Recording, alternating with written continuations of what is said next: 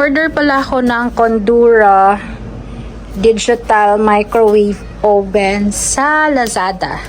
So, let's do the unboxing. Hoping hindi ito ay walang nangyari, walang basag. So, actually, kahapon dapat yung delivery, kaya lang hindi siya na-deliver ng courier. So, today lang nila naihatid. So, let's start! So, dito po natin tatawasin para malinis ang ating gagawin.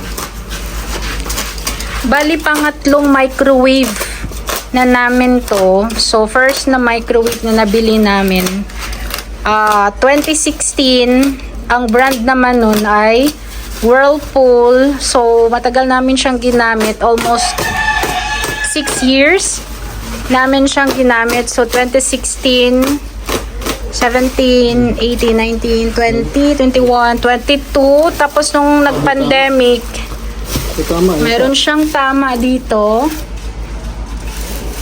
Eh, nung pandemic, nagpalit ako ng microwave kasi nasira na yon. Ang brand naman na pinalit ko ay Elba. And yung Elba, after 4 years na namin siyang ginagamit, nasira na siya. So, kailangan ko ulit bumili ng bago. So, may tama naman siya dito. Dito meron din. So, hopefully, walang nangyari sa loob ng microwave na to.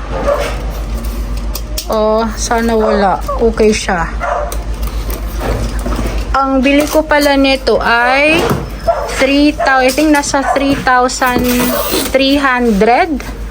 And ano na siya, digital. So, yung mga past na microwave na gamit namin ay naka-mechanical. Yung ito naman ay digital. So, let's do, ito yung, kung halimbawa, dito siya tatama, no? So, okay lang. Yan na siya. So, ang moment of truth natin ay yung harapan, na dapat hindi siya sira. Hindi siya basag. And the moment of truth. Ay! Wow! Ganyan siya. So, wala siyang basag, guys. Okay yung kanto, ang ilalim, ang gilid. And 20 liters pala to. So, let's open.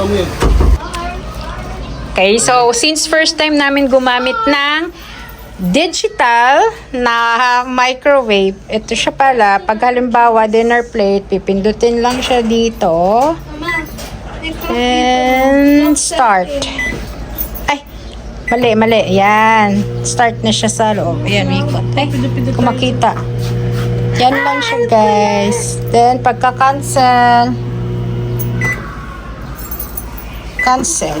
Ulit na siya.